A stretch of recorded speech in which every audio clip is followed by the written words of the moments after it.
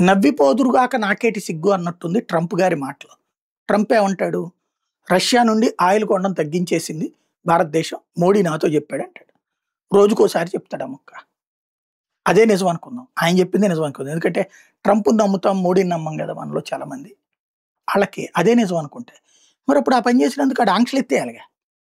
భారత్ మీద సుంకాలు ఎందుకేసాడు? 50% సుంకాలు ఎందుకేసాడు? దాని గురించినే కదా!